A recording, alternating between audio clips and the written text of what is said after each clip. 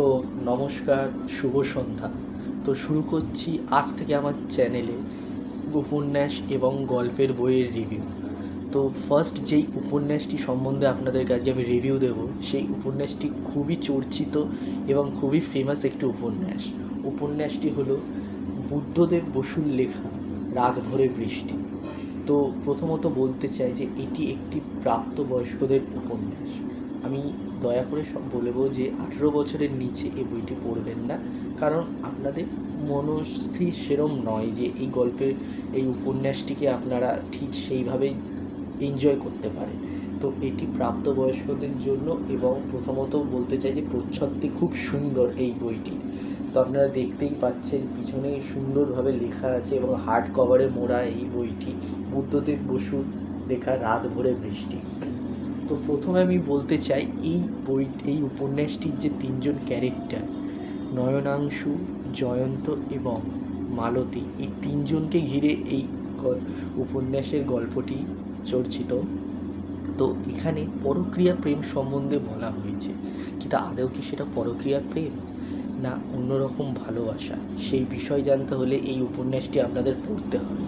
এবং এই তিনজনের যে জীবন, যে ছোটোবেলার জীবন বলুন বা আগের জীবন যখন তারা ইয়াং ছিল, সেই জীবন সম্বন্ধে, নয়নাংশুর জীবন সম্বন্ধে, মালতীর জীবন সম্বন্ধে, কি তাদের জীবনই কেমন ছিল, তাদের ভাবনা চিন্তা কেমন ছিল, সেই বিষয়েও খুব সুন্দরভাবে এখানে বলা হয়েছে।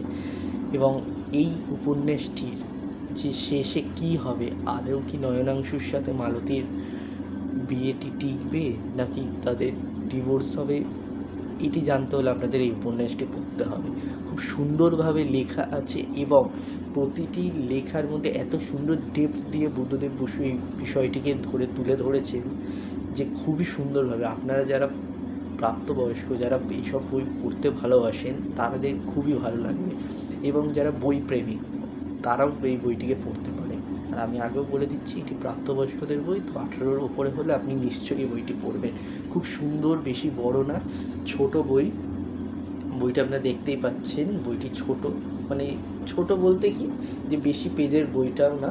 তো আপনারা কমপ্লিট তাড়াতাড়ি করতে পারবেন এবং খুবই এঙ্গেজিং স্টোরি লাইন, যে কলকাতার যে ঘটনাগুলো মানে কিছু কিছু তুলে ধরেছে, যে রবীন্দ্রনাথের কিছু কথাবার্তা, প্লাস এত সুন্দরভাবে লেখা, যে কথা প্রতিটি যে কথাগুলো আছে এত সুন্দরভাবে তুলে ধরা, যে আপনারা একবার হলেও পড়বেন। খুবই ভালো এবং খুবই চর্চিত এই বইটি।